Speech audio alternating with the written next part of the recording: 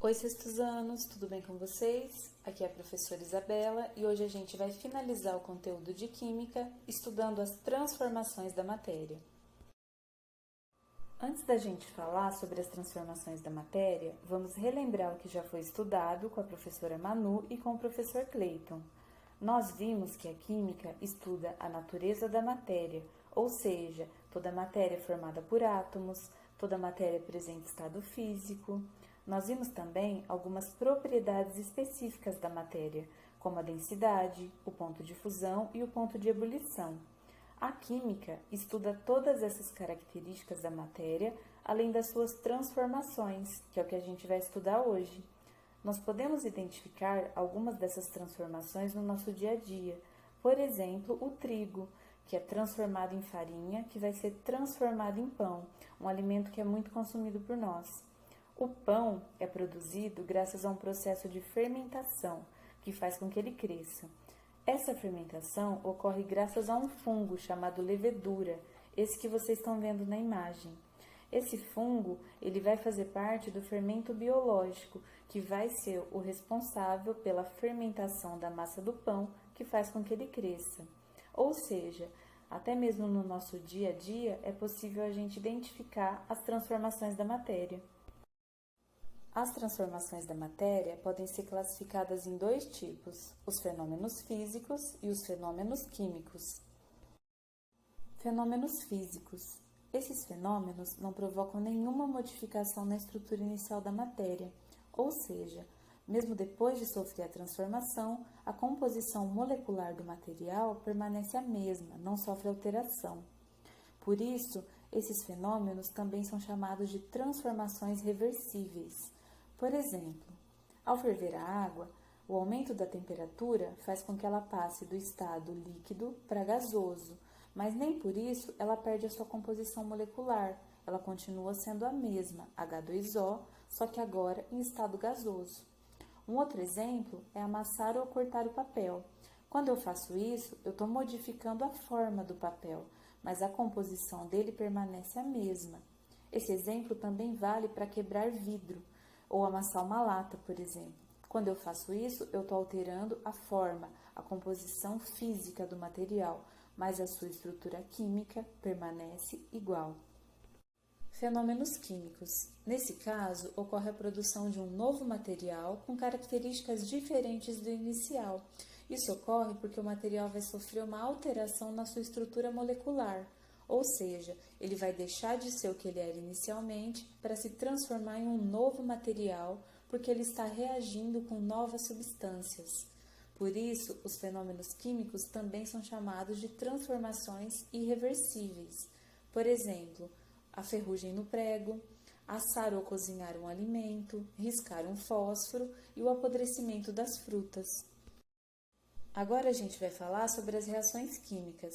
As reações químicas são ações que resultam na formação de novas substâncias, diferentes das originais, ou seja, o que eu acabei de explicar com os fenômenos químicos. Para que a reação química ocorra, ligações entre átomos e moléculas devem ser rompidas e refeitas de outra maneira, ou seja, vai acontecer uma reorganização na estrutura molecular do material. As substâncias que fazem parte das reações químicas podem ser classificadas como reagentes e produtos. Os reagentes sempre vão aparecer no início da reação, são eles que vão sofrer a transformação para dar origem ao produto. Já o produto sempre vai aparecer no final da reação, ou seja, ele é a nova substância. Como exemplo, eu coloquei a reação química que dá origem ao óxido de ferro, que é a ferrugem. Para que essa reação aconteça, são necessários dois reagentes que estão lá no início da reação, que são o ferro e o oxigênio. Esses reagentes vão entrar em contato e vão provocar uma reação química, que está sendo representada pela seta. No final dessa reação, vai ser originado o óxido de ferro, que é o produto, ou seja, o ferro e o oxigênio entraram em contato, houve uma oxidação do ferro que deu origem a uma nova substância. Um outro exemplo de uma reação química, como eu acabei de explicar para vocês, os reagentes sempre vão aparecer antes da seta, do lado esquerdo, e os produtos sempre vão aparecer depois da seta do lado direito. Nesse exemplo, a gente tem a reação entre o hidrogênio e o oxigênio para formar a molécula da água. Então, olha lá, os reagentes são o hidrogênio e o oxigênio. 2 átomos de hidrogênio, 2H2, e 1 átomo de oxigênio, O2, que vão reagir, a setinha representando a reação química acontecendo, e o resultado vai ser 2 moléculas de água, ou seja, 2H2O, que é o produto. A gente vai falar agora sobre alguns tipos de reações químicas. O primeiro tipo é a reação por junção de substâncias. Ela acontece quando eu misturo uma substância na outra. Eu coloquei como exemplo a reação entre a água oxigenada, o iodeto de potássio e o detergente, que provocaram essa reação química que vocês estão vendo.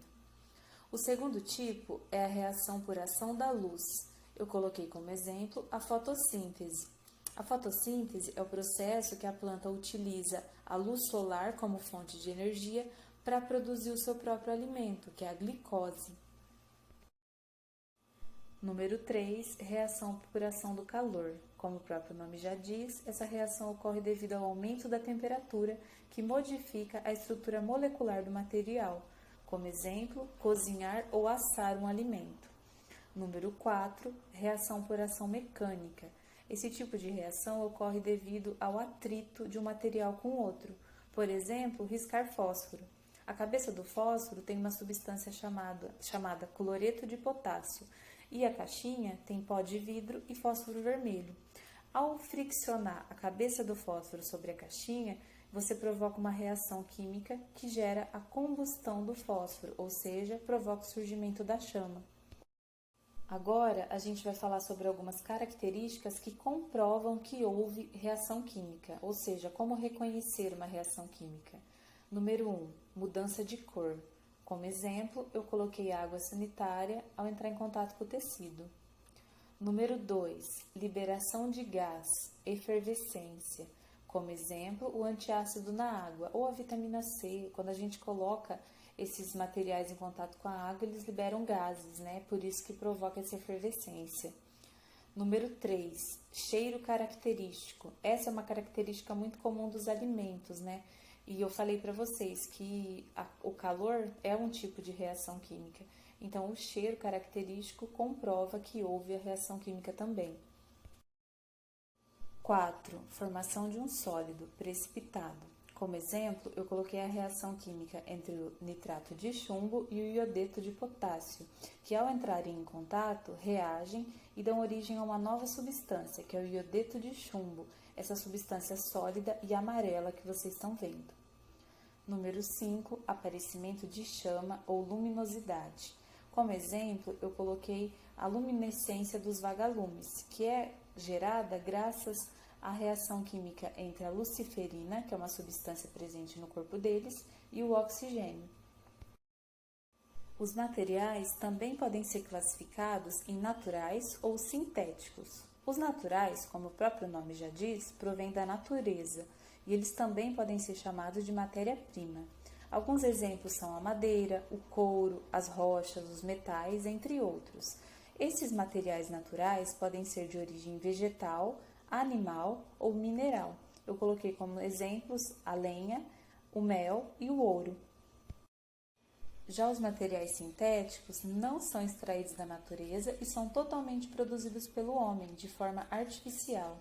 Eles até podem ser produzidos a partir de uma matéria-prima natural, porém, durante a sua produção, são adicionados materiais que o tornam artificial. Por exemplo, o vidro, os medicamentos, os fios de nylon, o plástico, entre outros. Bom, pessoal, a nossa aula termina por aqui. Qualquer dúvida, podem entrar em contato comigo, com a professora Manu ou com o professor Cleiton. Uma boa semana a todos e até a próxima aula.